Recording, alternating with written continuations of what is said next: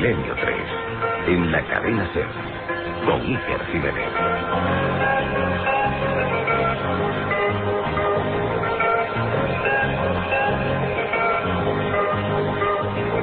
¿Y no hay un solo evangelio con las palabras exactas de Jesús? Somos hombres ciegos en una cueva buscando una vela que estuvo encendida hace 2000 años. ¿Y qué hay en ese texto? Solo me han dado una de cada 3 páginas. ¿Por qué? Siempre dividen los documentos que son confidenciales en 3 partes. 1/3 para los dominicos, 1/3 para los franciscanos y 1/3 para nosotros, los jesuitas. La verdad, el documento solo es conocida por unos pocos poderosos. Eso es típico de aquí, ¿no? Vivimos en un mundo muy competitivo, Andrew. La Iglesia no es ninguna excepción. De aquí nunca sale nada. A no ser, claro, hostia.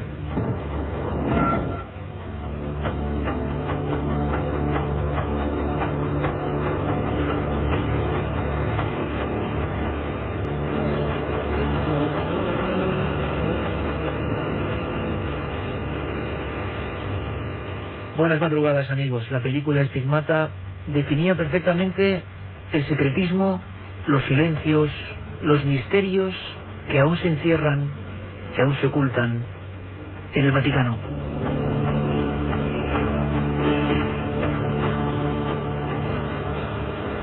Estamos en un momento de sensibilidad importante a nivel mundial por los acontecimientos que tienen que ver con Juan Pablo II, y todo este equipo de Milenio 3 aquí en la cadena SER ha procurado armar este programa para satisfacer a vosotros, satisfaceros en el sentido de que nos habéis preguntado constantemente por un asunto que es inquietante: misterios de los papas. Y en ellos cabe absolutamente de todo. Caben historias como las de ese monje que llegó a ser obispo de Connor y arzobispo de Armagh, irlandés, llamado San Malaquías, que en pleno siglo XII, después de un éxtasis tras visitar Roma, empezó a decir cosas aparentemente sin sentido, pero que fueron cobrándolo con el paso de los siglos. Habló de los papas, de los que habían sido, y lo más curioso, los que iban a llegar.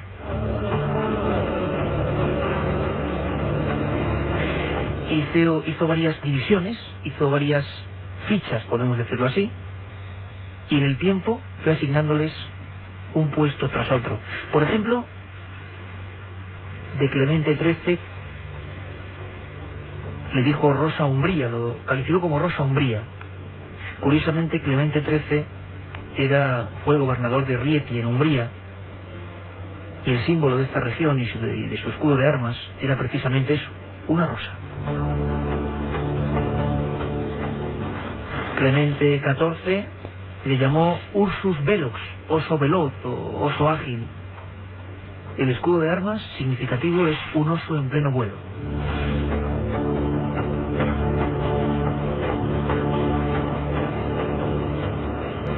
Habría algunas, vamos a hablar mucho de profecías esta noche, habría algunas todavía más certeras, se puede decir, quizás esa es la palabra. Gregorio XVI, entre 1813 y 1846, le puso en sus fichas, siglo XII, San Malaquías, monje irlandés, de Balneis Etruriae, de Balnea en Etruria. Este pontífice pertenecía a una orden religiosa, los Calmadoi, cuya sede estaba en Balnea, Etruria. Son enigmas de la antigüedad, profecías, vaticinios, presagios, pero los misterios no solo nos llevan a lo profundo del medievo, ocurren en pleno siglo XX.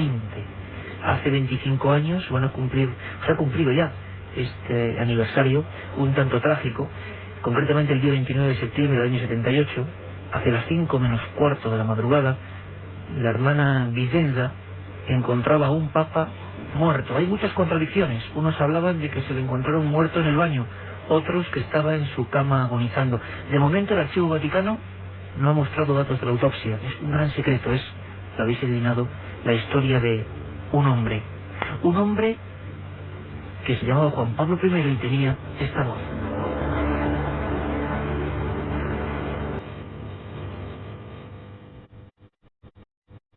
Appena è cominciato il pericolo per me.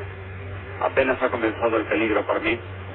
I due colleghi che mi erano vicini mi hanno sussurrato parole di coraggio. Uno ha detto coraggio, se il Signore dà un peso darà Mis anche colegas que l'aiuto per estaban cerca de portarlo. mí me manifestaban que tuviera valor, que tuviera palabras de aliento. Uno de ellos me dijo, valor, si el Señor te ha escogido, te ha dado fuerza también para soportarlo.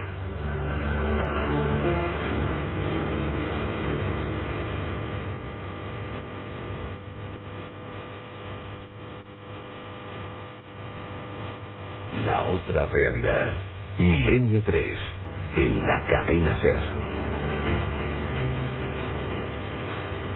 Hace 25 años, Juan Pablo I fallecía en extrañas circunstancias. Sigue siendo uno de los grandes secretos del Vaticano, como tantos otros que durante hora y media hasta las 3 vamos a tratar. Hay de todo. Tenemos un contenido amplio, desde secretos como el de Fátima hasta las profecías supuestas de Juan XXIII, hasta cómo y de qué forma se elige a un papa, hasta qué misterios hay alrededor del Archivo Vaticano, o por ejemplo esos, los que se han adelantado parece ser al futuro. Hay muchas cosas que no sabemos bien de lo que se esconde en torno a la figura de los papas, en torno al Vaticano, y vamos a intentar diseccionarlo con vuestra participación. Estamos ya aquí todo el equipo: Carlos Barroso, Katia Rocha, Carmen Porter. Buenas madrugadas. Te veo con un montón de libros. A ver, déjame ver.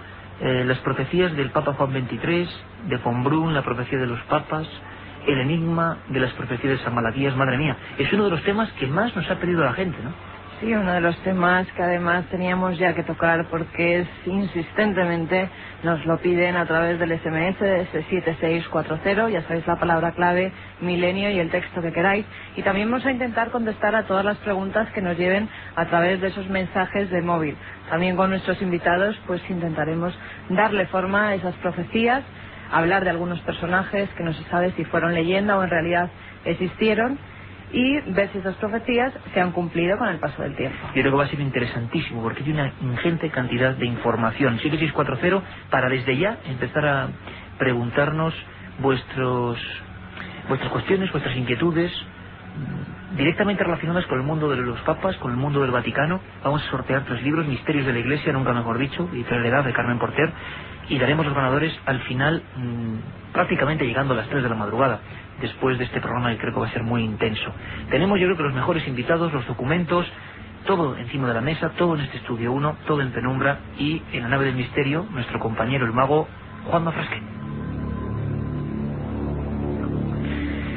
Don Manuel Robles, ya le conocéis mucho, ha estado en varias ocasiones hablando de temas que lindan con la Iglesia, evidentemente. Él, como periodista del periódico La Razón, que se encarga de todos estos temas, también como sacerdote y como conocedor, sobre todo, del Archivo Vaticano, porque incluso ha estado más de una vez por esos lares que se nos antojan desde fuera tan misteriosos. ¿Por qué siempre tanto misterio? Manuel, buenas madrugadas. Buenas madrugadas. Con el Archivo Vaticano, ¿verdad? Escuchábamos esa película Estigmata y era una conversación en la película de 2 sacerdotes, uno de la Congregación para la Causa de los Santos que investigaba milagros y otro que traducía textos de evangelios, y en ese debate, que yo creo que expresaba perfectamente lo que siente mucha gente, se hablaba de eso, ¿no? De, no sé si llamarlo oscurantismo, pero sí muchas cosas que la gente normal y corriente no conoce y que se guardan ahí, ¿no? En el Archivo Vaticano se conservan, claro, documentos prácticamente desde el siglo IV hasta nuestros días. Y entonces se podría decir, un tren larguísimo que contiene pues muchísimas cosas, extraordinarias cosas. Y claro, yo diría que hasta que no ha llegado este Papa, Juan Pablo II, pues más o menos ha estado un poco... no era fácil franquearlo. Ahora el Archivo Vaticano está abierto hasta el año 1930 aproximadamente, y entonces pues quizá estos años pasados, estos siglos que estaba un poco cerrado, pues contribuye un poco este modo de actuar pues a mitificarlo un poco, ¿no? Pero sobre todo es porque tiene un contenido desde, en fin, lo que es un archivo impresionante, ¿no? Y creo que se puede decir perfectamente que es el archivo histórico más importante del mundo. Hace poco en un reportaje magnífico en National Geographic veíamos imágenes, por ejemplo, de cartas de Enrique VIII pidiendo la el divorcio, vamos a llamarlo así, con Catalina de Aragón. Veíamos cartas del Can intentando plantear ciertas guerras, documentos históricos que se guardaban ahí, además con una conservación perfecta. Muchos enigmas, muchas leyendas también en torno a lo que se guarda en el Archivo Vaticano. Don Javier Sierra, compañero de este programa, director de la revista Más Allá, buen amigo, que está ahí envuelto en papeles color salmón, casi parecen llegados del Archivo Vaticano. Javier, buenas madrugadas. Sí, buenas madrugadas, sí que. Y estás, bueno, si ahora miramos la mesa, yo creo que todos estamos envueltos de carpetas, papeles, libros. Yo creo que es un escenario bastante habitual cuando llega a estas horas, este día de la semana, el viernes. Inevitable. Mañana, por cierto, ya lo vamos diciendo, adelantando, programa especial de 9 a 11 de la noche, de 9 a 11, tomad buena nota, además con biografías con misterio. Queremos que al 7640, palabra milenio espacio, nos digáis qué personajes queréis que se traten. Estamos eligiendo ya unos cuantos, impresionante, para bucear en su mundo y en lo que fueron. Personajes, lo que queráis, lo que os inquiete. Javier, empezábamos con un misterio inquietante y que no nos lleva hasta el medievo. La gente puede decir, caramba, es que en el medievo, claro, pasaban tantas cosas, se ha deformado tanto, pero el misterio, por ejemplo, de la muerte de este hombre, de Albino Luciani, Juan Pablo I, sigue coleando, ¿no? No se ha cerrado, han pasado 25 años. Han pasado 25 años, se cumplían el pasado 29 de septiembre, que fue la fecha en la que Sor Vicenza, como muy bien decías, asistenta, una monja, asistenta de Juan Pablo I, lo encontró muerto, supuestamente en su cama, que sobre eso hay muchas dudas, ¿no? Pero el misterio sigue coleando porque Juan Pablo I fue un papa muy efímero, fueron 33 días solamente de gobierno en el sillón de Pedro, algo que nadie se esperaba porque era un papa de aspecto saludable y joven, dinámico, pero que, y esa es la parte que le dio más misterio a todo este asunto, que amenazó prácticamente desde el momento en que tomó posesión de su trono en Roma, amenazó con cambiar la estructura de la Iglesia. Hizo una serie de planteamientos que no eran los habituales en un papa, quiso, digamos que acercar mucho la Iglesia al pueblo, replantearse muchos dogmas, y replantearse sobre todo algo que estaba siendo ya piedra de escándalo en muchos lugares, que era la política económica del Vaticano. Así que en medio de sus planteamientos, de sus reformas inminentes, se produce este fallecimiento, y el Papa siguiente, Juan Pablo II, el Papa que tenemos actualmente desde hace 25 años, por lo tanto, en Roma, es un Papa mucho más conservador, que no acomete esas reformas que iban a convertir a la Iglesia en algo muy distinto de lo que es en la actualidad.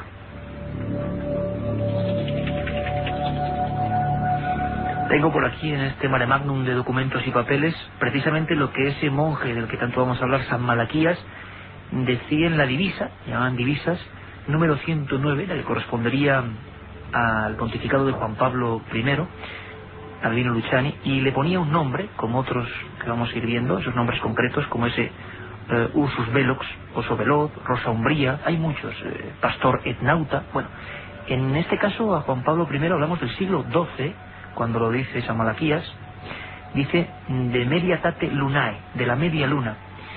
Curiosamente, Javier, el pontífice, fue elegido el 26 de agosto de 1978, el primer día del último cuarto lunar, por lo tanto en el cielo aparecía la media luna, la mitad de la luna. Cuando murió era exactamente igual, brillaba el último cuarto de la luna, otra media luna, y su papado duró media luna, del 3 al 28 de septiembre. Si os parece, compañeros, amigos, antes de entrar un poco en debate y de empezar a hablar, por ejemplo, de esta primera figura, porque sin duda, a nivel casi político, conspiranoico, como nos gusta también llamar en este programa, el enigma de Juan Pablo I sigue estando ahí, presente.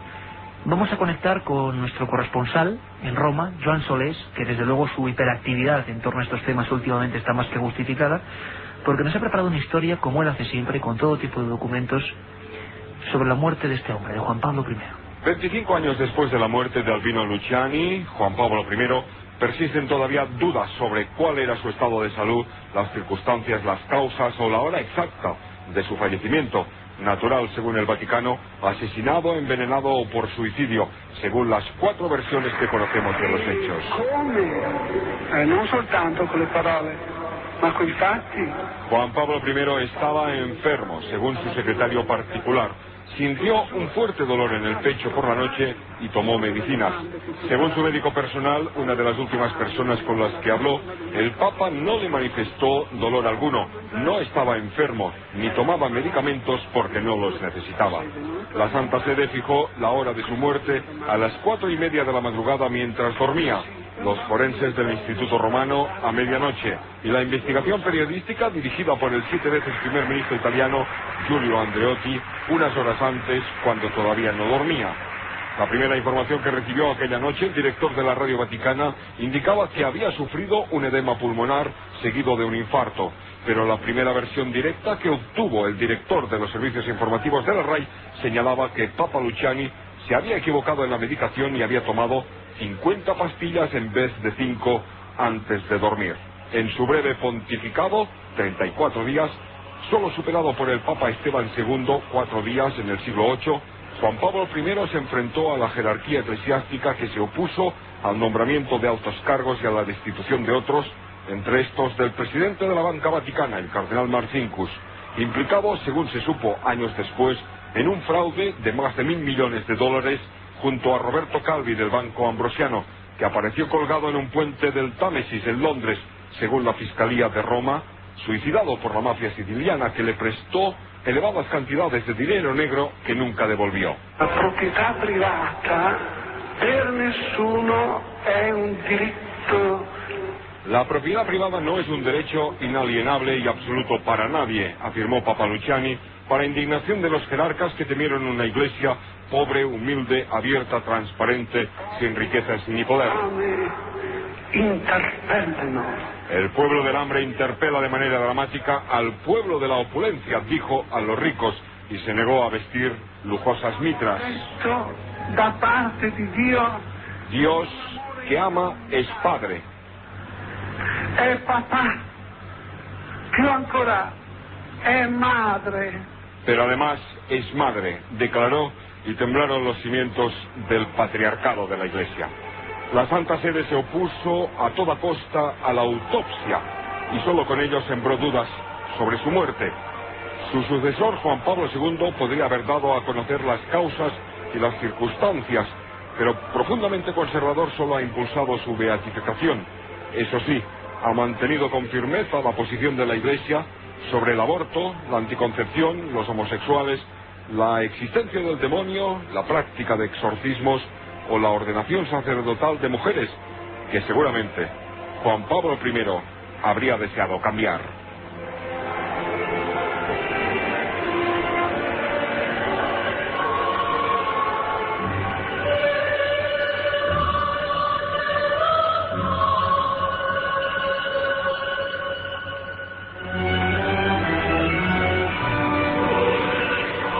Es la historia de este hombre que se ha convertido por fuerza en un enigma. Javier, ¿querías apuntar algo rápidamente? Bueno, quería apuntar una información que creo que es importante para centrar lo que eran las profecías de San Malaquías y sobre todo su vínculo a Albino Luciani, al Papa Juan Pablo I. San Malaquías decía que iba a haber 111 papas antes de llegar el final de los tiempos. Esos 111 papas, en esa lista, el Papa 109, el Papa que le corresponde ese lema de Medietate Lunae, de la media luna, es Juan Pablo I. Pero hay una serie de circunstancias alrededor muy curiosas. Por ejemplo, Juan Pablo I vivió y fue cura en Belluno, que en italiano significa bella luna, bel luno. Además hay otra circunstancia muy curiosa, hay una pequeña polémica sobre si Juan Pablo I es en realidad ese Papa 109 o si en realidad ese lugar lo ocupa otro. Unos días antes, y este es un detalle que nos afecta mucho a los españoles, unos días antes del nombramiento de Juan Pablo I se consagró otro Papa, que dentro de las cosas que ocurrieron en aquellas fechas, pues levantaron polémica mundial. Ese Papa es un antipapa en realidad, el Papa Clemente, el Papa famoso del Palmar de Troya, que fue en aquellos días objeto de portadas en todos los periódicos del mundo. Hay un detalle muy curioso, en todas las profecías de San Malaquías, los papas que tienen la palabra luna en su lema son papas o bien cismáticos, o bien antipapas, o bien papas muy controvertidos que han hecho, variar el rumbo de la Iglesia. el Papa Juan Pablo I no hizo variar el rumbo de la Iglesia, fue demasiado breve su pontificado para ello. Sin embargo, sí hubo un antipapa, que sería este Papa Clemente Domínguez, el último de los antipapas posibles, y la controversia está en si Clemente Domínguez sería en realidad el Papa de la Media Luna, y por lo tanto Juan Pablo I sería el siguiente Papa, el Papa de Laboris Solis, de los trabajos del sol, y que Juan Pablo II no sería, por tanto, el Papa de Laboris Solis, el Papa 110, sino el último Papa, de Gloria Olivae. Le pone San Malaquías de Gloria Olivae. Y que después de ese de Gloria Olivae vendría el último Papa, Pedro el Romano. Es decir, que estamos en esa duda. Incluso los expertos en profecías, que bueno, debaten mucho este tipo de cuestiones, no saben muy bien si decantarse por Juan Pablo I como el Papa 110 o como el Papa 111.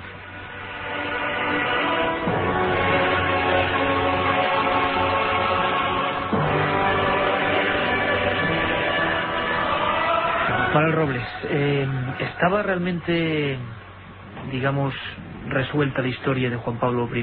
La Iglesia mantiene que es una muerte natural, pero realmente era un hombre que tenía pendiente, parece ser, cierta revolución, ¿o no queda claro? ¿O es parte también del mito, la leyenda, la conspiración? No, yo creo que Juan Pablo I tenía pendiente una especie de cambio, ¿no? Lo que sucede... Hay un pequeñito... ¿Hay problema con el micro? ¿No hay problema? Hay. Lo que sucede es que, claro, fue un pontificado tan breve y tan pequeño que es muy difícil de decir. Pero, hombre, él...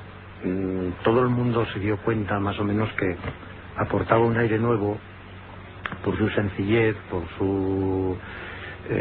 sencillez, normalidad, inclusive aquella sonrisa que salió en la televisión y que todo el mundo le hizo efecto, y bueno, pues la gente que le conoció, que le trató en estos breves días que estuvo de Papa en Roma, pues se dieron cuenta que algo nuevo, ¿no? Algo nuevo se iba acercando a la Iglesia, ¿no? Y posiblemente todos estos temas, nos ha dicho el corresponsal en Roma una serie de temas, pero todos estos temas pues los hubiera abordado, yo diría que con un aire nuevo, ¿no?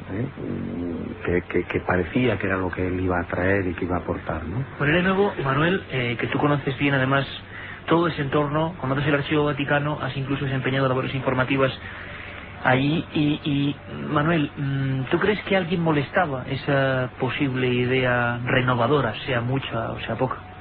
Que podía molestar a alguien, porque claro, se habla, no vamos a ver aquí supuestos culpables, pero desde luego, claro, la conspiración es muy grande y se habla de todo tipo de mafia, se alude en muchos libros, no lo decimos nosotros, lo dicen los libros, a la masonería, pues, que a alguien no le interesaba este Papa, y que la teoría, Carmen, que bulle en todos los libros que tú tienes ahí, es el envenenamiento, ¿no? Sí, sobre todo se pueden dar incluso nombres de sacerdotes que han escrito libros. Jesús López Sáez, en su libro El Día de la Cuenta, asegura que la muerte de Juan Pablo I fue un asesinato orquestado por algunos miembros de la curia, de la mafia y de la masonería. Además, eso lo dice un sacerdote. Eso lo dice un sacerdote. Además, también dice que, en contra de lo que se piensa, a Juan Pablo I se le encontró en la cama con unos folios que serían unas conversaciones con su secretario de Estado, por decirlo de alguna forma, su mano derecha en el Vaticano, que no estaba muy de acuerdo con las renovaciones, las sustituciones que iba a hacer dentro de la curia. También este secretario de Estado, que se apellida Villot, era el cardenal Villot, decía que no se le hizo la autopsia, por ejemplo, a Juan Pablo I, porque al ingerir tantos medicamentos, pues iba a empezar la leyenda de que se suicidó o de que alguien le asesinó. Esa es la respuesta que da Villot ante pues todas las preguntas que se le hicieron de por qué a ese Papa en muerte extraña no se le hace la autopsia. Ha dicho Carmen Portero ahora mismo preguntas que se plantean en los libros, que se plantean en declaraciones incluso de sacerdotes y que llevan 25 años navegando. Ahora queremos saber muy rápidamente vuestras preguntas, las vuestras, tanto a Javier, como a Manuel, como para nosotros, lo que queráis. Y también, Carmen, atenta a esos personajes para mañana de 9 a 11, programa sobre biografías del misterio. Carmen, cuéntanos. Perdona, Katia, cuéntanos. Buenas noches. Bueno, pues los mensajes al 7640, palabra clave de milenio, espacio y el texto. Un grupo de amigas están cenando en casa de una de ellas, celebran el cumpleaños de Cristina, se llaman las Natis, se han llamado y nos preguntan, tú fíjate, ya ni vamos hasta las fiestas de cumpleaños. Nos preguntan que si tienen buena relación el Dalai Lama con el Papa. Manuel, ¿tú sabes algo de eso? Sí, tiene una buena relación porque el Dalai Lama, el actual, le ha visitado al Papa Juan Pablo II unas cuantas veces y cada vez que viene a hacer un viaje por Europa pues se ven, ¿no? En esta última oportunidad pues no ha sido posible un poco por la salud del Papa.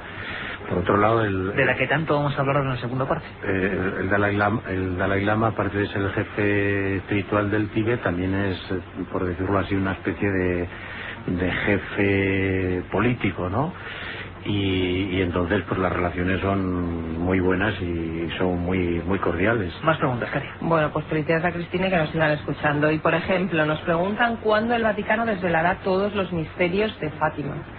Vamos a hablar de eso en la segunda parte, ¿no? Hablaremos. De hecho, ya están técnicamente revelados. Es decir, los 3 secretos de Fátima se revelaron. El último de ellos fue en mayo del año 2000, coincidiendo con la beatificación de los 2 primeros pastorcillos, de Francisco y de Jacinta, puesto que Lucía es una monja de clausura que todavía vive en Coimbra, Portugal. Vamos a hablar mucho de ese tema. Tercer secreto, se hablaba de una muerte extraña, de dolor.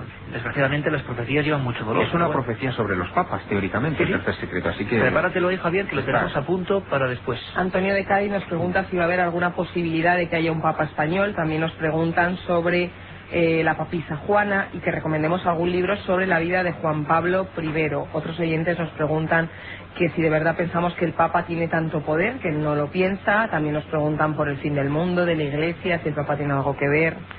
Mil cosas. 7640, palabra clave milenio, espacio y el texto que nos quieran poner. El coste de la llamada es 0,60 céntimos de euro más IVA.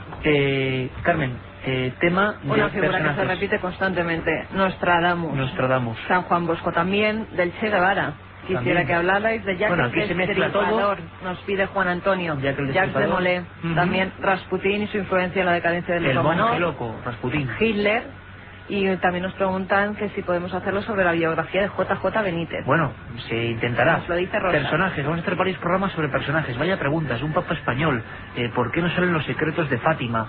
Relaciones, bueno, de Juan Pablo II y el Dalai Lama. Juan Pablo II, por cierto, que está en un momento bastante crítico. Vamos a analizarlo todo dentro de unos minutos, después del informativo. Esperadnos. 1937, 200 personas mueren trágicamente en el santuario de la Virgen de la Cabeza. 1971 aparece el fenómeno de las caras de Belmez.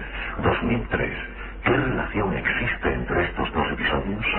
Una aventura sin nombre. Un apasionante libro de Iker Jiménez y Luis Mariano Fernández.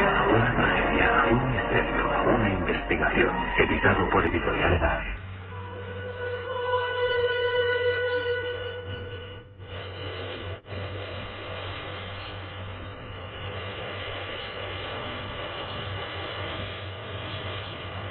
Dos y 5 de la madrugada y aquí estamos, Milenio 3, todo el equipo, la penumbra del Estudio 1, acompañados de Manuel Robles, periodista de La Razón, sacerdote y buen conocedor del Archivo Vaticano, nuestro compañero y amigo, director de la revista Más Allá, y escritor Javier Sierra, y por supuesto Carlos Barroso, Katia Rocha, Carmen Porter, y nuestro amigo en la nave del misterio, Juanma Frasquet.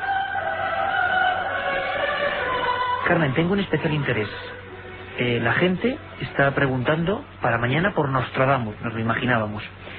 Saber qué fue del rey de las profecías. La palabra profecía se identifica inmediatamente con Michel de Nostradamus. ¿Decía algo Nostradamus o se semejó algo de sus palabras a Juan Pablo I, a este papa breve? Pues sí, hay una referencia en la centuria número 10 en la que dice Nostradamus: elegido papa del elector será burlado, súbitamente, con frecuencia emocionado, dispuesto y tímido, por demasiado bueno y dulce, a morir provocado, temor oprime la noche, de su muerte guía.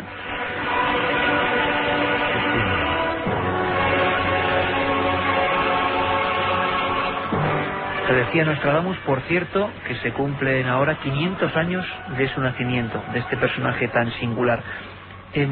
Quizá una de las cosas que más curiosidad genera en las personas es el momento, el proceso que quizá dentro de muy poco vivamos, el llamado cónclave, que viene de cerrado con llave, nunca mejor dicho, de secreto.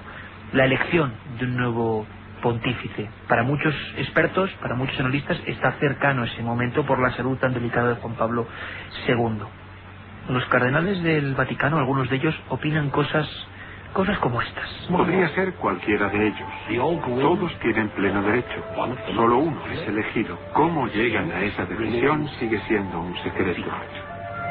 No se divulga. Mejor así, probablemente. Ese no se divulga puede ser el que genere tantos mitos, tantas leyendas, tantos misterios. Dicen que en ese cónclave se rellenan unas papeletas, se meten en la famosa humareda, que decían que a veces salía negra, a veces blanca, y cuando salía blanca, en ese momento, con una tensión creciente en la plaza de San Pedro, se oían voces o mensajes muy breves pero importantísimos para el cambio de rumbo de la Iglesia y del mundo en general.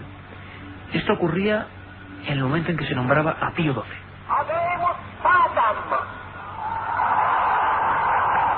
Habemus Patam. Manuel Robles, ¿cómo se elige a un papa realmente? ¿Qué pasa? ¿Por qué hay tanto secreto con el cónclave? ¿Qué ocurre? ¿Qué va a pasar si realmente Juan Pablo II, tal y como vemos, porque su estado es bastante deficiente a nivel de salud, ¿no?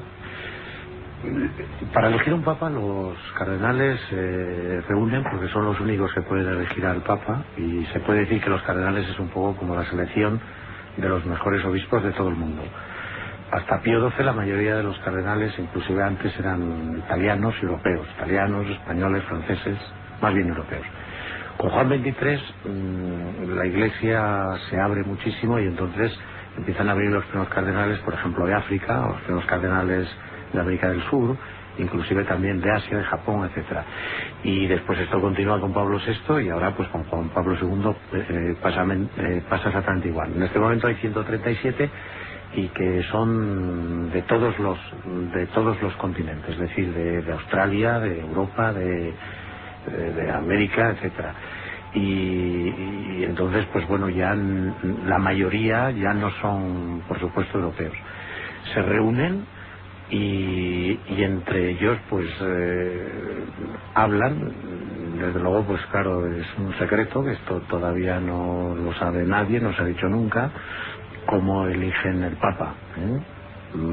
Por ejemplo, hace muy pocos días el cardenal Ratzinger pues hizo un comentario a la prensa, que inclusive la agencia Zenit publicó, donde decía que se habían reunido los cardenales alemanes, de habla alemana, no solamente estaban los alemanes, sino había dos cardenales brasileños de origen alemán, y que, bueno, pues habían intercambiado un poco sus ideas de quién podría ser cuando se eligió a Juan Pablo I.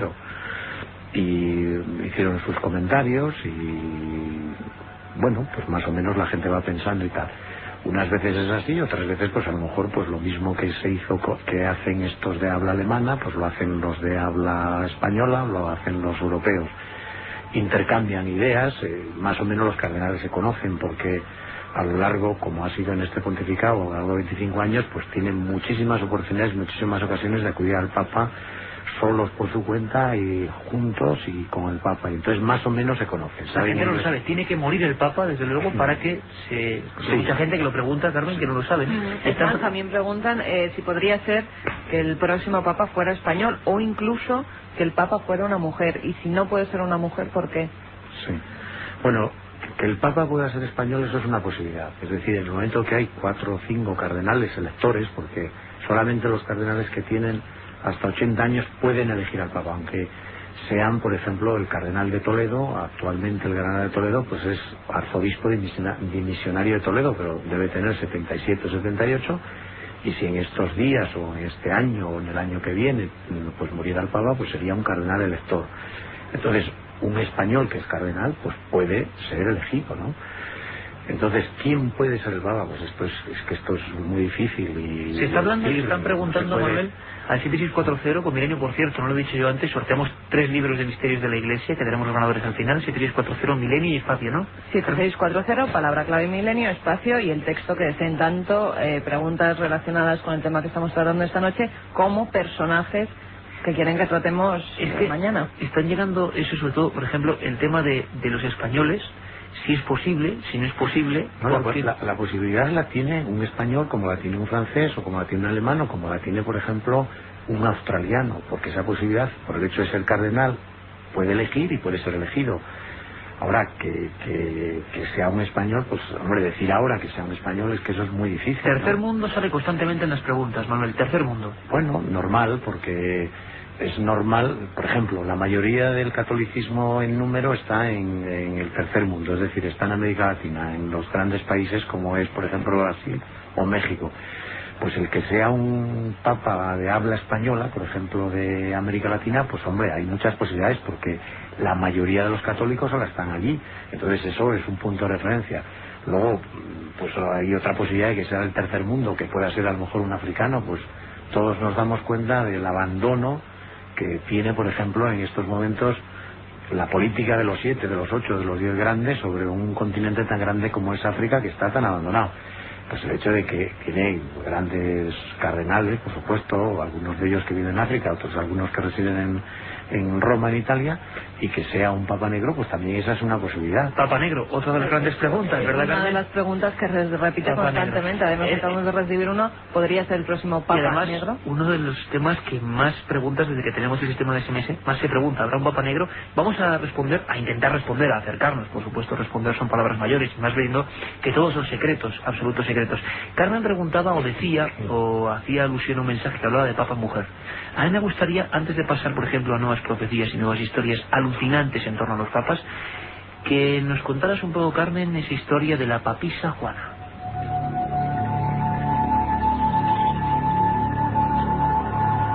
Y es que parece ser, o por lo menos hay documentos históricos, libros, investigaciones. ¿Tú conocías la historia, Javier, de la papisa Juana? Sí, es una vieja historia, sí. ¿Tú la consideras certera, mito, leyenda urbana de la antigüedad, de la Edad Media? Hombre, yo considero que es más bien una leyenda urbana, leyenda vaticana, mejor dicho. Sería interesante el término, ¿eh? Leyenda vaticana. Leyenda vaticana, pero que tiene su componente además muy esotérico, porque incluso hay más que recordar que en las barajas del tarot también hay una carta muy célebre que es la papisa, y siempre ha estado el mito este de, bueno, que una mujer pudiera haber llegado de tapadillo, evidentemente estamos hablando de un mito medieval, hasta el trono de San Pedro, ¿no? Hasta el propio trono tiene una peculiaridad que supongo que ahora Carmen nos contará para evitar que otra mujer vuelva a sentarse a ella. Carmen, ¿qué sabemos en ese pequeño dossier de documentación que tú has hecho? ¿Qué nos dice la historia y los documentos sobre la papisa Juana? Según las biografías medievales, Juana habría nacido en el año 822 en Hilgenheim, cerca de Maguncia.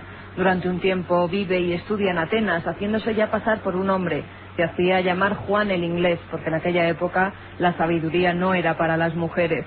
Después se traslada a Francia, estudia allí también en varias abadías, llega a Roma y a la muerte del Papa León IV es designada para sucederle en el año 855. Eso es lo que hablamos del siglo IX. Eso es lo que dicen la mayoría de los libros. Otros autores la sitúan en el siglo XI, sobre el año 1088, 1099, por ahí andan. No se sabe muy bien si de verdad existió o no existió esta mujer. Dicen, cuenta, pues los escritores que dan por cierto que la papisa Juana pues fue papa en Roma, que esta mujer se descubrió el fraude, se descubrió que era una mujer porque en una procesión que se hacía por Roma, de repente ella empezó a dar a luz en medio de la calle. Para decir que es verdad, los que defienden a la papisa Juana dicen que por eso, por esa misma calle, no pasan las procesiones papales hoy en día. Incluso se llegó a comentar que había una estatua de una mujer con un niño, unos dicen que es la Virgen María con el niño Jesús y otros que es la papisa Juana con el retoño que tuvo. elementos sin duda esotéricos totales y que parece que tienen eso, ¿no? Una leyenda fortísima que... Sí, yo creo que es más una historia simbólica. Claro, que una historia desde real. el medievo, muchos libros también que tú has encontrado, Carmen, y que te has documentado a tope como siempre, escritos incluso traducidos al castellano, dando por certera esta historia de la bautisa Juana, ¿no? Sí, incluso un dominico, Martín el Polaco, es el que por primera vez dice quién puede ser esta mujer y la fecha en que supuestamente obtuvo el cargo. Él dice que entre el 855 y 858, después de León IV. También, antes lo comentaba Bueno, Javier... realmente no sería una papa mujer, sería una mujer que se hizo pasar por un hombre. En ningún momento la Iglesia... Sí, claro. Nombra Por una papa eso mujer. iba a comentar que antes ha citado Javier una especie de trono. Yo he recogido en varios documentos que es cierto que además ese trono se encuentra en unos museos, en el de París, si no recuerdo mal, y que es como una especie de trono de mármol que tenía un agujero en el centro, y antes de ser elegido un papa, pues miraban por debajo para asegurarse de que era un hombre y que no era ni una mujer ni un eunuco, cosa que me ha sorprendido. Bueno, sabemos, y seguro que muchos no lo sabéis, que también no son leyendas urbanas, sino también parece que hay leyendas vaticanas, surgidas precisamente a las sombras de tantos silencios. Lo que no son silencios, Javier, compañero, es lo que hablábamos de San Malaquías. ¿Cuáles son a ti las que más te inquietan? Vamos a empezar a que la gente se sobrecoja un poco, porque estamos en un momento en el que el asunto del papado colapsa a nivel informativo, muchos periódicos, muchas radios, pero seguro que no están haciendo caso a cosas tan inquietantes a nivel de certeza como la historia de este monje con el que hemos empezado el programa, San Malaquías, obispo de Connor en 1124, arzobispo de Armagh en 1132, irlandés, tiene una especie de éxtasis rarísimo en Roma y empieza a dar esta serie de informaciones. A ti, Javier, y te dejo que hagas la selección, ¿cuáles son las que más te inquietan, quizá las más precisas? Tenemos unas cuantas y vamos a ver qué opina la gente. Y desde luego, como siempre, abierto el 7640 y que nos sigan preguntando, que Anacati enseguida vendrá con vuestras cuestiones. Javier, cuéntanos. Bueno, San Malaquías es hijo de su tiempo, es decir, estamos hablando de una época en la que el papado es la gran institución internacional por excelencia en la Edad Media, sigue manteniendo evidentemente ese cariz, y desde el año 1000 aproximadamente, después de los terrores del fin del mundo que se vivieron en esa época, son muchas los profetas que surgen en toda Europa hablando de una inminente catástrofe relacionada con el papado. San Malaquías se dice que muere en brazos de San Bernardo. Ahí es nada, el fundador, o bueno, digamos el que después redactaría la norma de los templarios, y en brazos de San Bernardo parece que le reveló algo. El propio San Bernardo escribe una vida de San Malaquías y sin embargo en esa vida de San Malaquías no aparece ni rastro de las profecías. Tenemos que esperar al siglo XV para que nos lleguen esos 111 lemas papales, y algunos son sorprendentes, algunos... Para que nos entendamos todos, Javier, 111 papas según San Malaquías, que quedarían hasta el fin de los tiempos. Perfecto. Algunos incluso llegan a decir que no es el fin de los tiempos, o sea, no entendido como fin del mundo, sino el fin de la Iglesia. Porque en eso coincide San Malaquías con un montón de profetas de su época. Por ejemplo, Joaquín de Fiore, en el siglo XII, ya predijo que Roma terminaría envuelta en el caos y precedería al final completamente de la institución eclesiástica. Dice: Roma, ciudad privada, estoy leyendo textual, ciudad privada de toda disciplina cristiana, es el origen de todas las abominables obras de la cristiandad. A ella afectará en primer lugar el juicio de Dios. Parece que se repite en muchas profecías lo de un final destructivo hacia Roma y hacia el Vaticano, ¿no? Incluso un detalle curiosísimo que se repite en profecías del siglo XII, XIII, XIV, XIX, incluso del siglo XX, que hablan de que en un momento determinado no habrá papa en Roma, que durante un periodo de unos meses, algunos de ellos incluso dan el número de meses precisos, el mundo quedará descabezado, al menos en cuanto a la jerarquía cristiana. Jan de Batigerio, que era un monje del siglo XIII, profetizó en su Liber Mirabilis, que es un libro famoso en la Edad Media, que durante 25 meses no habrá ningún gobierno ni papa en la Iglesia de Roma. Así de preciso, 25 meses. 25 meses. Otros posteriores, Nicolás de Flus, que es otro profeta de la época y también otro clérigo, precisa también abunda en este dato, y Don Bosco, en el siglo XIX, ya anunció por carta al propio Papa Pío IX que cuando aparezca una luz brillante en el cielo en medio de una batalla, se producirá un evento, digamos, luctuoso. El Papa y una parte de su séquito abandonarán el Vaticano, dejando tras de sí, ojo al dato, porque esto se repite en otras profecías de las que hablaremos esta noche, una plaza cubierta de muertos y heridos. Esa imagen, ese arquetipo se repite, como dices, demasiadas veces. Profecías, más que profecías, augurios del futuro. Por ejemplo, hablábamos a Ángelo Roncalli, a Juan 23 le ponía pastor etnauta, ¿no, Javier? Sí, bueno, pastor y navegante. Claro, fíjate, lo de navegante es muy curioso, porque lo de pastor se sobreentiende, ¿no? Como pastor de la Iglesia, pero lo de navegante es muy curioso porque él fue patriarca de Venecia, y es un lugar, evidentemente, donde se necesita la navegación prácticamente a diario para desplazarse por los canales, por las calles de agua de la ciudad.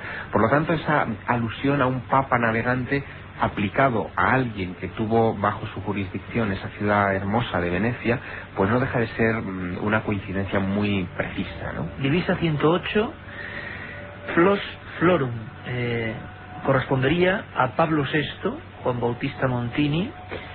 Dicen que su santidad ofició la misa de Navidad en la Catedral de Santa María de las Flores de Florencia. El recinto fue adornado con una gigantesca flor de lis. Y su escudo tiene 3 flores. Exacto. Es curiosa esta precisión. Habría algunas incluso más inquietantes. Antes hablábamos de rosa umbría, de oso veloz. Por ejemplo, tenemos por aquí, había una que era muy inquietante, que era León XIII, 1878-1903, Lumen in Caelo, luz en los cielos.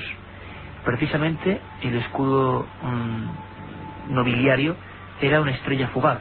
Sí, parece que San Malaquías, cuando hizo sus profecías... ¿Por qué se centró en esos elementos, no? Claro. Escudos, nombres, profesiones incluso anteriores. Exacto. Sobre todo se centraba, o al menos todas las profecías parecen abundar, en 3 ejes clave de la vida de un papa, lo cual nos puede dar una pauta para interpretar estos últimos lemas que quedan por cumplir.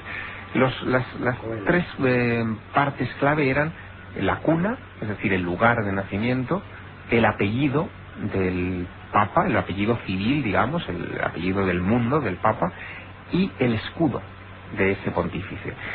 El último lema, por lo tanto, que queda por cumplir es ese de Gloria Olivae, la gloria del olivo. Sí, el último. Claro, Gloria Olivae. Ahora mismo es todo susceptible de interpretación, pero fíjate, si partiéramos de la hipótesis de que Juan Pablo II es de Gloria Olivae, con aquello de incluir al Papa Clemente que contábamos antes en la lista de los papas, que sería bastante incluir, ¿no? Sería bastante incluir, pero fíjate qué elemento hay de olivo en la vida de Juan Pablo II. A primera vista, Gloria Olivae viene de Polonia, por lo tanto allí no es el árbol, el olivo, una cosa muy típica, pero de Gloria Olivae, la gloria del olivo, o el olivo en la gloria. Fíjate en un detalle que ha aparecido estos días en la prensa. Se está hablando de que el Premio Nobel de la Paz se puede conceder a Juan Pablo II. Es uno de los candidatos más firmes a este premio, que se anunciará en los próximos días. Bien, si le dieran ese premio a Juan Pablo II en el momento de gloria, en el momento de la cima de su carrera, ahí tendríamos el olivo. El símbolo internacional de la paz es una paloma con una rama de olivo en el pico.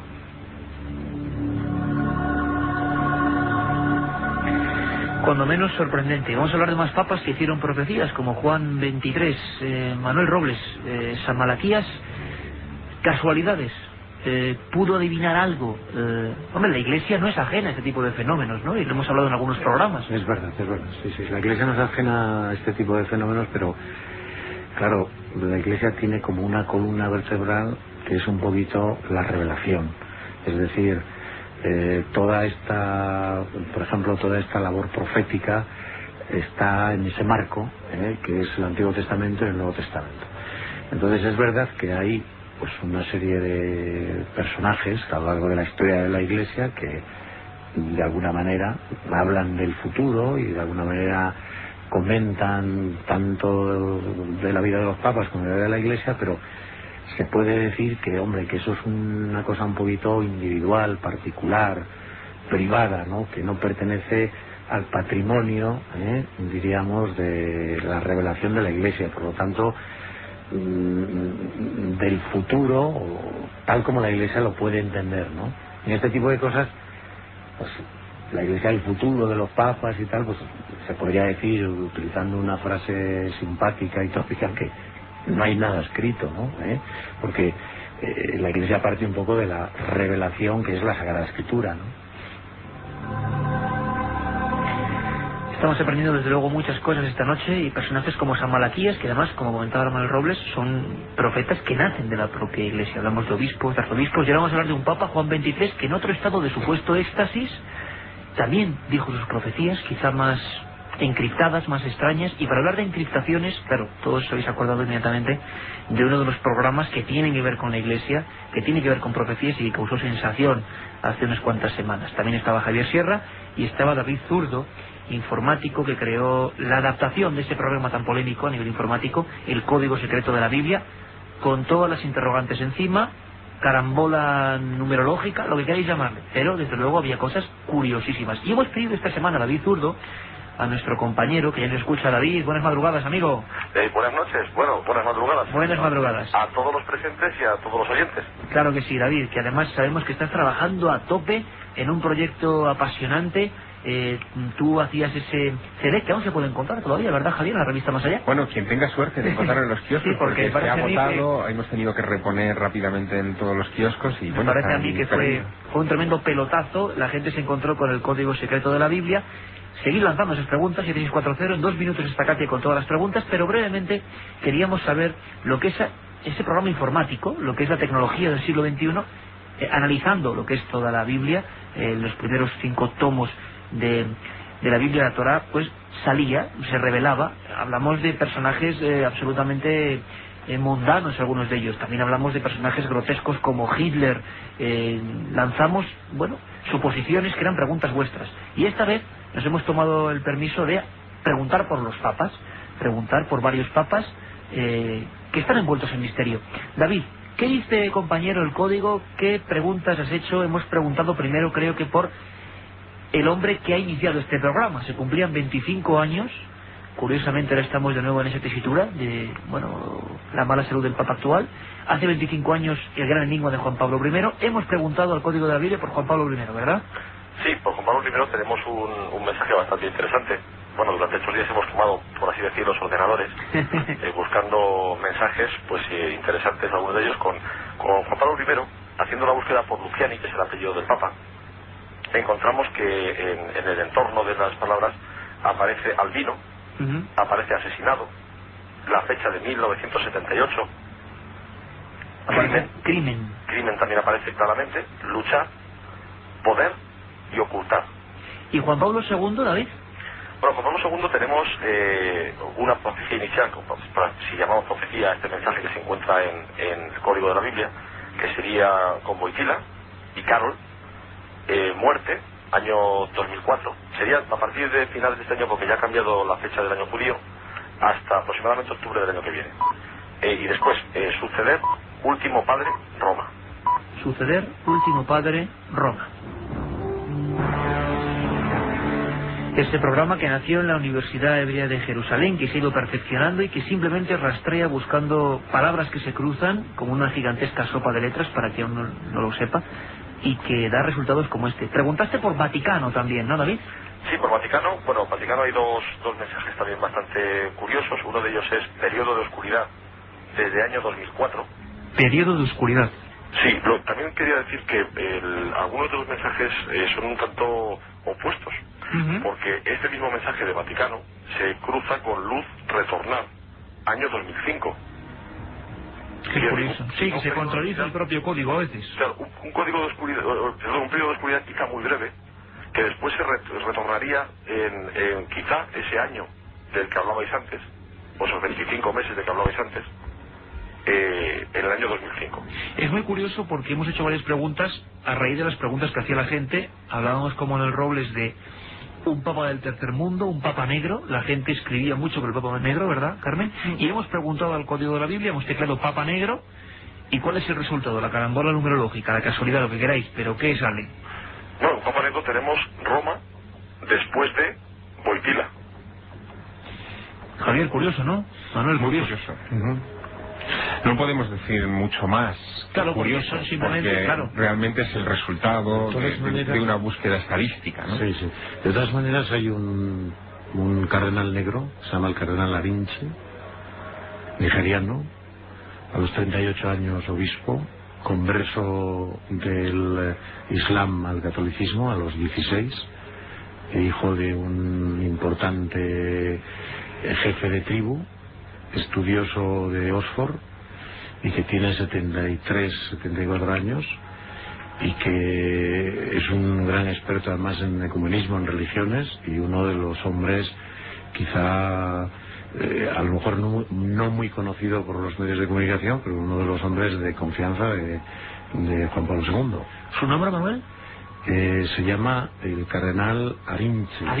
Arinche, con Z.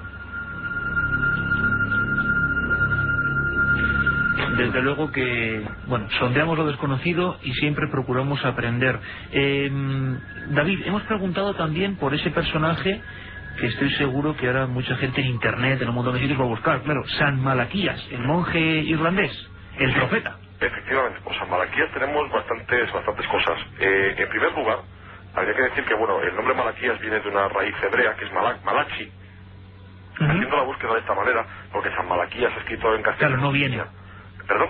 Que San Malaquías directamente no será ningún resultado, ¿no? No es que no salga, es que tampoco tendría mucho sentido la búsqueda, porque no es, digamos que no tendría la palabra en español, las dos palabras en español, San y Malaquías, una representatividad lógica. ¿Y adaptándolo al hebreo qué salía entonces? Sí, adaptándolo al hebreo tenemos un primer mensaje que es profecía verdadera, que continúa con último padre romano y se siempre cruza con eso, el... Perdón, sí. No, le comentaba ahora mirando a Javier Sierra aquí en el estudio que siempre eso, ¿no? Último padre romano, siempre hay una sensación como de estamos cerca del último papa, ¿no? Sí, es una cosa muy curiosa porque es algo en lo que han abundado pues prácticamente todos los profetas, ¿no? Insisto, desde la Edad Media hasta ahora, en torno al segundo milenio.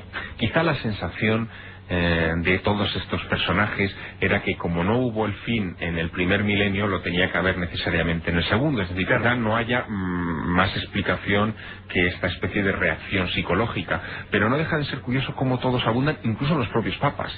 Hay una visión poco conocida pero muy intensa, muy interesante, de Pío X, que la tuvo estando en el Vaticano en 1909, tuvo un desvanecimiento y cuando se recuperó de ese desvanecimiento comentó que había tenido una visión, y te leo la declaración porque es muy significativa. Dice: acabo de ver algo terrible que no sé si me sucederá a mí o a mi sucesor. Ni a él ni a su sucesor, a su sucesor le pasó lo que después diría. Lo único que puedo decir con certeza es que llegará un día en que el Papa abandonará Roma, de nuevo otra vez ese elemento, y para ello tendrán que llevarle, por estar enfermo, pasando por encima de los cuerpos muertos de sus cardenales. Se refugiará de incógnito, lejos de Roma, y poco después fallecerá de muerte cruel. San Malaquías, creo, David, que había algún elemento más incluso referido a la oscuridad en Roma, ¿no? O algo por el estilo. Sí, esta mezcla de profecía verdadera y último padre romano, además incluye el número 112. 112. Qué curioso, claro. Sería ese 112 del propio... aparece el 112 en el área que cubre cuando buscamos por San Malaquías adaptado al hebreo. Por último, David, vamos a irnos con Pío XII, que es un papa importantísimo que, bueno, cumple un papel ahí muy fuerte en el momento en que Europa se desmorona, guerra. ¿Qué sale en Pío XII? Pío XII ha sido un papa muy controvertido, para muchos pues amado y para otros odiado. Y realmente yo, al hacer las búsquedas, he intentado, no he intentado ser bondadoso, entre comillas, es decir, he buscado lo peor que podría aparecer, y sin embargo, lo que aparece no se cruza con nazi, que es una palabra muy corta, muy fácil, sería muy fácil que se cruzase con ella, y en cambio aparece proteger Roma de la maldad, hombre santo, inocente, holocausto, y luego, como curiosidad, por hacer la prueba, no se cruza con el nombre Hitler, pero sí casi con el nombre Hitler, porque sería con la partícula Hitler sin la R final.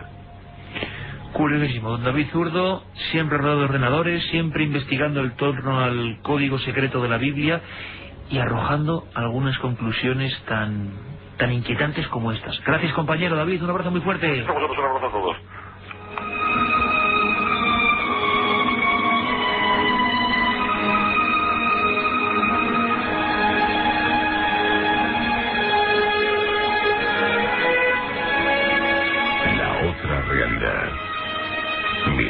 2003, en la SER.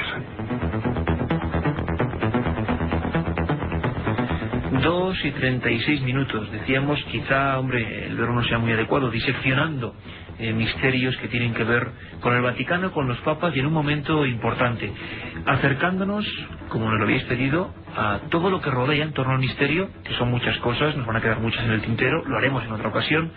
Asuntos de los papas, fíjate, Papa Negro, lo pide la gente. A mí me sorprende mucho, Carmen, cómo la gente siempre se adelanta, incluso a nuestras propias peticiones, ¿no? Siempre hay un oyente, siempre alguien que envía un mensaje y que dice esto, y justamente de la Diana, ¿eh? La verdad es que sí, es que nuestros oyentes están muy puestos en los temas que tratamos en Milenio 3, y ahora Katia pasará a hacer un montón de preguntas que nos han llegado a ese 7640. Katia, vienes ahí con un montón de preguntas. Que el tema interesa y mucho, porque es impresionante la cantidad de mensajes que nos están entrando al 7640, palabra clave milenio, espacio y el texto.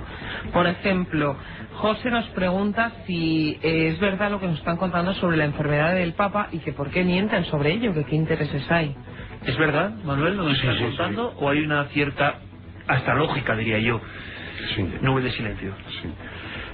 Hombre, yo creo que así como cuando Pío XII, por ejemplo, que recuerdo un poquito, mismo Juan XXIII, que también pues se decía o lo que tenía, Pablo VI, Juan Pablo I, bueno, pues ahí está un poco lo que hemos dicho un poco esta noche, pero Juan Pablo II está apareciendo casi todos los días o cada 2 días o 3 en la televisión y se le va viendo cómo va evolucionando, ¿no? Claro, hoy en día es imposible. Claro, es que entonces pues más o menos se va viendo, todo el mundo va viendo al Papa, ¿no? Cómo está y cómo va evolucionando, o sea que, hombre, a lo mejor pues hay alguna cosa precisa en medicina, lo que sea, pues quizá pues una cosa de esas a lo mejor no se vive, pero vamos, que se está viendo. En otros momentos a lo mejor al Papa se le veía cada 15 días o cada un mes o cada 2 y era mucho más difícil, pero ahora se ve perfectamente. Hoy en el siglo XXI vamos segundo a segundo con cada información. Seguimos, Katia. Otro oyente nos pregunta que si ha habido algún Papa que ha tenido estigmas. Papa con estigmas.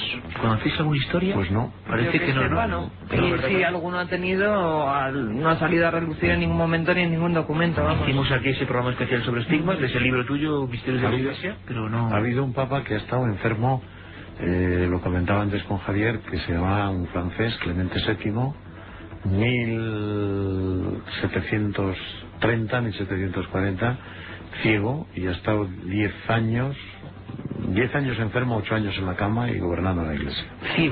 Ciego y enfermo en la cama. Curiosísimo. Bueno, también nos preguntan si San Malaquías impredijo el intento de asesinato de Juan Pablo II. Parece que no hay constancia sobre ello. No, porque San Malaquías lo único que dejó fueron los lemas, es decir, no una explicación, no un mensaje, no una cuarteta o un poema como en el caso de Nostradamus, sino simplemente esos lemas en latín, generalmente de 3 palabras. Por lo tanto, todo lo que venga alrededor de un intento de asesinato así son interpretaciones del lema, pero San Malaquías no dijo absolutamente nada de eso. Yo creo, Javier, que solo da un nombre que es al final de todos, que es Pedro el Romano. Y da una frase muy apocalíptica que también habla de la destrucción de Roma, es decir, que volvemos todos a esa especie de, a ese final de obsesión milenarista que volvemos a encontrar, que no se nos olvide hablar esta noche, en los mensajes de Fátima. Mensajes de Fátima, claro que sí. Bueno, Herminio García de Oviedo nos pregunta que qué puede tener que ver el Opus Dei en la muerte de Juan Pablo I. Nadie sabe, no contestan, ¿no? No, hombre, yo creo que nada. Bueno, nada, no sé si nada. Sería ya demasiados tentáculos, ¿no? Claro, no sé, una cosa. El tema de es que verdaderamente es un cajón tan impresionante hablar de Juan Pablo I, claro, de los últimos momentos, que se puede meter a todo. Es el ejemplo vivo de lo que es la conspiración. Es decir, nunca para, es una bola de nieve que sigue y sigue, y es interesante a veces ver cómo los oyentes, claro, lo llevan hasta las últimas circunstancias, ¿no? Nos preguntan también que qué es un antipapa. Hemos dicho que Juan Pablo I era un antipapa, que qué es un antipapa. ¿Qué es un antipapa, Javier? Que tú lo has comentado personalmente. Sí, serían los papas cismáticos, es decir, ha habido momentos en la historia en los que ha habido incluso 2 papas conviviendo, entonces hay un papa legítimo y un antipapa. Bueno, también nos dicen que necesitamos un papa o papisa tolerantes con la homosexualidad, el aborto, la eutanasia, Sois estupendos, que lo dice Selene de Lorca, pues muchas gracias. También nos preguntan que si el Papa falleciese, ¿cuánto tiempo tardarían en designar al nuevo Papa? Lo preguntan. ¿Se sabe eso, Manuel? Es decir, ¿hay un proceso o unos días reglamentarios entre la muerte y...? Sí, hay un periodo de aproximadamente que son unos 15 días, y entonces lo que se tarda en elegir el nuevo Papa es, digamos, en lo que tardan los cardenales electores en hacerlo. O sea, ahora pues normalmente no ha sido mucho tiempo, en cuestión de una semana con Pablo VI fue así. Históricamente a veces ha habido meses. Meses porque pues por las circunstancias históricas y políticas y tal estaban muy mediatizados los cardenales, es decir, los cardenales dependían a veces de por ejemplo de Austria, de Hungría, de España, y entonces pues era muy complicado la elección. Por eso tantas veces ha caído sobre italianos, pues porque eran los más cercanos, desde luego. Eran los más cercanos, pero sobre todo era gente, Italia hasta 1800 y pico no estaba reunificada, es decir, no existía como nación, y todos los demás cardenales pertenecían a los grandes imperios. Entonces pues claro, había muchos intereses y por eso a veces se tardaban meses, ¿no? Es decir, que inclusive a veces los emperadores urgían que cuanto antes, porque claro, había vacío de poder, ¿no? Exactamente. Un montón de preguntas, Katia, quizás rápidamente ya una... Mira, por ejemplo, Juan Jesús hace sus propias cábalas y nos pregunta que si es cierto que uno de los nuevos cardenales españoles elegidos ha nacido en Jaén, la tierra del olivo. Pues no lo sabemos ahora mismo. Eso bueno, el último, uno de los cardenales que se llama Julián Herranz, desciende de Jaén, su madre es de Jaén. Yo creo que él ha nacido en Madrid, él es un médico y bueno, pues estudioso del derecho, etcétera, etcétera, y Juan XXIII lo nombró el presidente, bueno, que comenzó en una comisión a trabajar de derecho y tal, y entonces ahora con 73 años pues le han hecho cardenal. Y su madre, porque conozco a un primo suyo, por eso lo sé tan cierto, su madre es de Jaén y su padre es de Cuenca. Alucino personalmente, y le doy esta palabra, con la sapiencia, no solo de los invitados, sino de conocimiento de los oyentes, ¿no? Que preguntan cosas tan concretas y tan milimétricas. Familia complejo un poco. Bueno, 7640, palabra clave milenio, espacio y el texto que nos que firmen los mensajes, porque darás los 3 ganadores de Misterios de la Iglesia, ¿no? Exactamente, Misterios de la Iglesia, editado por Edad, escrito por Carmen Porter. Carmen, por cierto, la mencionada. Más personajes, estamos cogiendo ya seguro Nostradamus, seguro Jack el Destripador, seguro Conde Drácula, sale mucho. Drácula nos lo piden constantemente. Marimar también nos pide a Nikola Tesla. José Antonio de Almería, felicidades por el programa. Para mañana podéis contar algo sobre la vida de Gilles de Reis. Saludos equipo de Milenio 3, nos dice Óscar Santiago desde Pamplona. Me gustaría que hablaseis mañana de Leonardo da Vinci y de Cristóbal Colón. Personaje que te gusta, Javier? Los dos. Sí, los dos. Personaje para mañana, Dalai Lama. Nos dice otro amigo, Carlos Oliveira Silva. Hola, ¿el famoso cardenal de D'Artagnan tendría algún fundamento en la historia? Bueno, vamos a ver. Preguntas también sobre Jack el Destripador, Alberto desde Salamanca, o la monja que cuando dormía se trasladaba a América antes de su descubrimiento oficial. No recuerdo su nombre. Hombre, Javier, ¿cómo se llamaba? Sor María Jesús de Ágreda.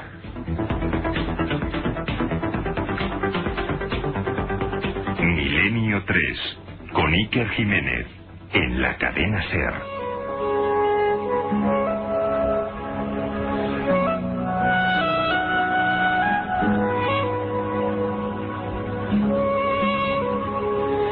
Tenemos que hablar de Fátima, los secretos de Fátima, que parece que también son ciertamente proféticos, de lo que dijo Juan XXIII con esas profecías lanzadas en un estado también, dicen, en Turquía, concretamente en Estambul, estado de éxtasis, siempre unidos, estados alterados de conciencia y profecías que parece que se cumplen. Pero antes de eso, si me permitís unos minutos para volver a entablar conversación rápidamente con Joan Solés, porque estábamos recibiendo muchas preguntas constantemente de cómo es, qué hay de cierto, qué no hay de cierto, por qué ahora mismo el mundo está un poco inquieto con el tema del Papa, cómo es la salud actual en este momento de Juan Pablo II. Escuchamos a nuestro compañero Joan Solés. Hoy el Papa Carlos Karol Wojtyła está enfermo, sufre Parkinson, padece las secuelas del atentado y de las 2 intervenciones quirúrgicas posteriores en el abdomen.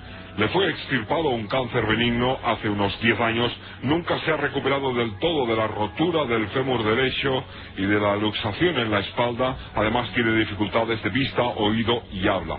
No puede caminar y queda postrado en una silla de ruedas, aunque mantiene íntegra su capacidad intelectual. En estas circunstancias comprende incluso que la muerte puede estar cerca, y a ella se ha referido en varias ocasiones, la última el pasado martes en Pompeya.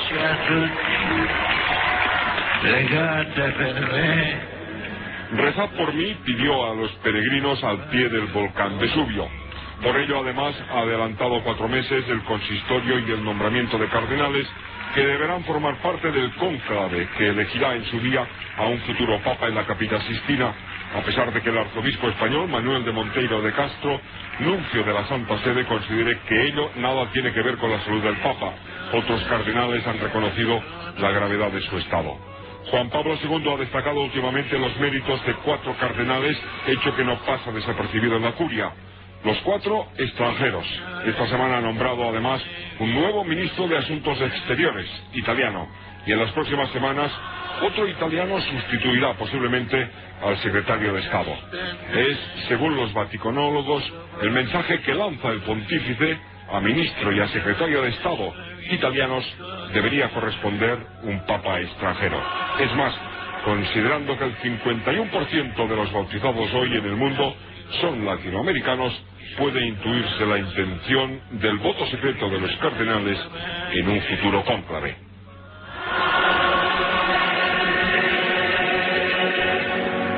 La benedizione di Dio Onnipotente, Padre, Figlio e Spirito Santo, discenda su di voi e con voi rimanga sempre.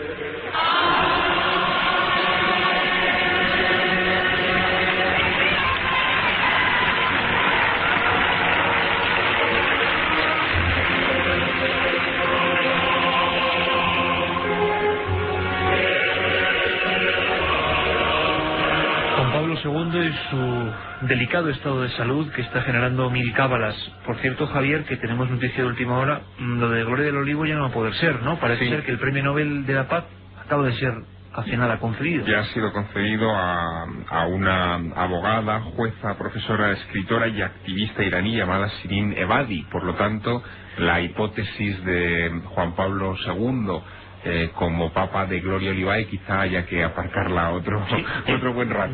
No era entonces. Que la hará entonces Juan Pablo II como de laboris solis. Claro, es que de laboris solis es un lema que que tiene muchas acepciones. Por un lado, los esfuerzos del sol, que se podía aplicar a Juan Pablo I porque de laboris solis también podría aplicarse a un eclipse o a un sol que le cuesta mucho salir y que dura poco. O de laboris solis puede ser aplicable a un papa como este que tenemos, Juan Pablo II, expansionista, brillante, como pocos en la historia. Pero en todo caso, Javier, sería una profecía mucho menos certera que las otras que hemos visto, que eran clavadas, ¿no?, el escudo de armas, ¿no? Menos certera porque están más susceptibles, son más susceptibles de interpretaciones diversas, claro. Más a nivel de Nostradamus. Y también son susceptibles las de Juan XXIII. Se cuenta la historia de que en 1935 dicen que en un ritual de iniciación Rosacruz, bueno, hay muchas teorías, la mayoría es del escritor Pierre Carpi, ¿no, Carmen? Autor de ese libro, por cierto, Juan XXIII. Angelo Roncalli, un hombre con fama de, bueno, lo hablábamos antes a micrófono cerrado, de bonachón, el papa del pueblo, tiene un estado de éxtasis, un estado curioso, y parece ser que, bueno, dice una serie de cosas que luego se fueron cumpliendo. Algunas son francamente curiosas, curiosísimas, sobre varios papas que vendrían, y por ejemplo sobre hechos concretos de la historia. Hay una que se, digamos, relaciona con la bomba atómica. Escuchadme atentamente. La dice en 1935. Dice Juan XXIII, o supuestamente dijo Juan XXIII: la gran arma estallará en Oriente, produciendo llagas eternas. La infame cicatriz no se borrará jamás de la carne del mundo. Mas antes de sus palabras de ciencia verdadera, el secreto del arma que destruye las armas. Vendrá entonces un tiempo de paz, y el nombre de Alberto se inscribirá en la lápida. El autor Pierre Carpi piensa que hace referencia a estallar en Oriente, Hiroshima, enfermedades incurables que, como una cicatriz que no se borra, siguen afectando a mucha gente. Y Albert, no hace falta decirlo, pues Albert Einstein, ¿no?, que decían que fue uno de los padres teóricos, ¿no?, entre comillas, de ese letal invento. Muchos se referían a Stalin, al nazismo, a Juan Pablo II, al Estado de Israel, pero como siempre bastante difusas. Sin embargo, hay algunas que nos sorprenden. Año 35, escuchad lo que dice Juan XXIII en torno a lo que para muchos es el concepto de muro de Berlín. Dice: Europa está dividida. Hablamos de 1935. Un pequeño muro, una gran vergüenza. Hay una cosa aquí que no entendemos bien, no sé si vosotros tendréis alguna. Hallarán a la mujer de Lutero, ¿sabéis?, al alba, a pies del muro que divide Berlín, y para la erección del monumento será derribado el muro. Europa después se unirá con Europa. Era un personaje curioso, Juan XXIII. Sí, Juan XXIII, hombre, era una persona querida, cariñosa, cercana. Él era un historiador, había sido secretario del obispo, de su obispo, y le mandaron a estudiar a Roma, y luego, pues sin él pretenderlo, le hicieron diplomático. Le mandaron a Bulgaria. Terrenos bastante hostiles en la época, ¿no? Exactamente, sí. No había relaciones diplomáticas con el Vaticano, y ahí hubo un pequeño problema con la hija de Boris, que era el rey de Boris II, que era el rey de Bulgaria. Y entonces lo desplazaron a Juan XXIII hacia Turquía. Y bueno, estando en Turquía fue cuando el embajador de Turquía en Francia habla con De Gaulle de un buen sacerdote que conoce, simpático, agradable, cariñoso, cercano, porque en ese momento el nuncio en Francia pues tenía muchos problemas con la política francesa. Habían sido italianos y había pequeños o grandes problemas por decirlo así, de política entre el Vaticano y la República Francesa, la Quinta República Francesa. Y el Papa Pío XII, que lo había mandado a Turquía un poco, pues lo llama y lo hace nuncio, y allí es donde Juan XXIII, Angelo Roncalli, pues consigue cambiar un poco, diríamos, da un cambio a la política vaticana como nuncio. Acaba de terminar la Segunda Guerra Mundial y hay mucho que hacer, y además entra en los nuevos planteamientos de los famosos curas obreros, y de allí ya es cuando va de cardenal y de arzobispo a Venecia, y ya de Venecia es cuando muere el Papa Pío XII y lo eligen Papa. Pastor y navegante, que decía San Malaquías en el siglo XI, pastor y navegante, quizá referido a Venecia. Carmen, Angelo Roncalli, Juan XXIII, que dicen que, bueno, está incorrupto, pero conscientemente, quizás, que se embadurnó, se le inyectaron ciertas sustancias para pertenecer incorrupto. Sí, además eso el mismo Vaticano lo ha reconocido, se le inoculó un líquido intravenal en las venas, precisamente para mantenerle incorrupto, y además se le dio una capa de cera tanto en la cara como en las manos, que son las partes visibles. La última vez que lo sacaron por Roma, toda la prensa, todos los fotógrafos, pues pudieron tomar imágenes de Juan XXIII, y no es que estuviera incorrupto, es que le han mantenido incorrupto. Curiosa la diferencia. Sin embargo, Juan XXIII, que fue el Papa del pueblo, poca gente sabe esta historia, este libro enigmático, esta historia de su paso por Estambul. Dicen que en un ritual Rosacruz, Javier. ¿Tendríamos que darle carta de veracidad a esta historia, a estas profecías tan raras, tan concretas? ¿Qué podemos pensar de esta historia de las profecías de Juan XXIII? Es un tema muy difícil, porque la única fuente de información que tenemos es el libro de Pierre Carpi, Las profecías de Juan XXIII, se titula así, y no hay, digamos, evidencias independientes que demuestren que Juan XXIII hubiera caído en ese trance y hubiera habido un grupo de gente tomando notas en ese sentido. El libro de Carpi fue muy polémico, se publica en 1976 y por lo tanto muchos de los hechos que profetiza ya se habían cumplido y era relativamente fácil crear una falsificación. Ahora bien, hace una serie de profecías para el futuro que, bueno, si se cumplieran podrían dar cierta carta de verosimilitud al asunto. Por ejemplo, una de ellas dice que una mujer llegará a presidente de los Estados Unidos. ¿Dice eso, Javier? ¿Una mujer presidente de Estados Unidos? Bien, la única candidata que hoy se baraja es Hillary Clinton. Hoy, es decir, hoy empezamos a hablar de ello. En el año 76, bueno, imagínate, era una cosa absolutamente impensable, ya veremos. Y luego dice también, habla de que un dictador someterá a todo el sur de África, y otra respecto a la Iglesia, a este posible, bueno, último papa según San Malaquías. Dice, un papa peregrino llegará a Roma y desposeerá a la curia de sus riquezas.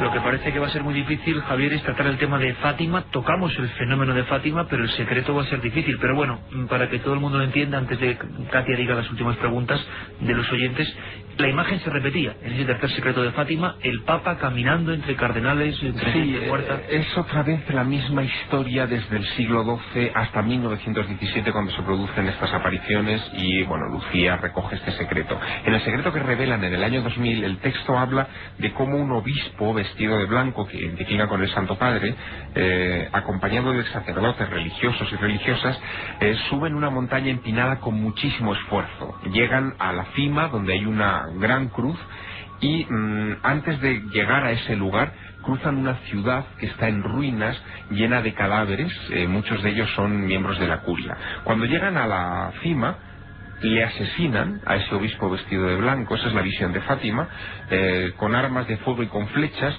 y con él mueren religiosos, hombres, mujeres, y 2 ángeles recogen la sangre de esos mártires y se la ofrecen a Dios. Esa es la visión de Fátima.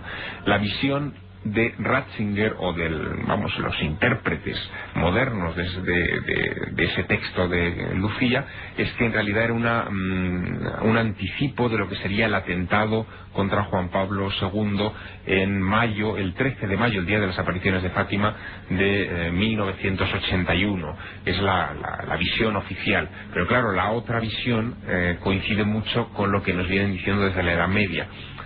Las profecías, y esto es importante decirlo en este punto, nunca nos cansaremos de repetirlo, digamos que deben ser tomadas como avisos, no como evidencia de que eso va a suceder, sino, bueno, como algo que está ahí para que no se cumpla.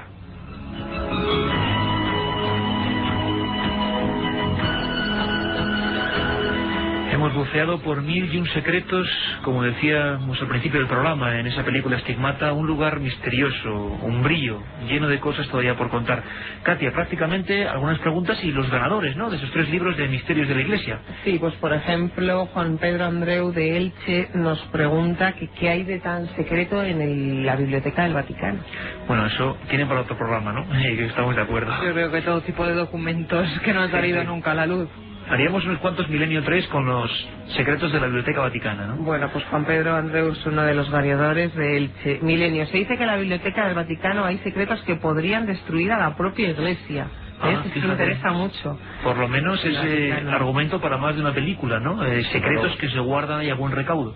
Bueno, y César nos pregunta que cómo se puede comprar ese libro de Nostradamus. Pues aunque no le haya tocado el de Nostradamus, le ha tocado el de Misterios de la Iglesia, que es mucho mejor. Esos 3 ganadores, ¿no? Y el de Nostradamus en cualquier librería, la editorial Edad ha editado las profecías de Nostradamus, en cualquier librería lo puede encontrar. Pues bueno, son los 3 ganadores de hoy, de Misterios de la Iglesia, de Carmen Porter, a 7640, que sigan mandando mensajes, palabra clave Milenio y el texto. Y estamos encantados del nivel de la audiencia. Nunca nos dejáis hasta en evidencia porque sabéis mucho más que nosotros.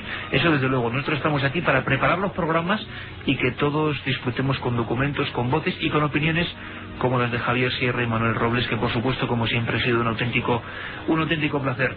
Carmen, personajes para mañana, yo no sé, va a haber 3 o 4 que son clave, ¿no? Sí, sobre todo los más votados. Nostradamus, Jack el Destripador, Drácula, también nos piden Alejandro Magno, Teresa de Jesús, Juana de Arco. Y es curioso, Hitler y su relación, fijaros, curioso, con el esoterismo. De eso muchísimos oyentes quieren que hablemos, de Hitler y el esoterismo nazi.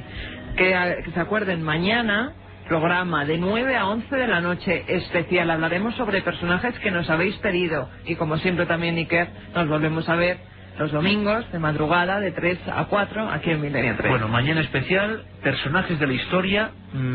Seguiremos haciendo especiales de este tipo, algunos muy siniestros, ¿no? Nostradamus, Hitler, Jack el Destripador y Vlad Tepes el Empalador. Madre mía, menuda selección, la selección del terror. Os dejamos con los informativos y con todo el equipo de Mara Torres. Un abrazo.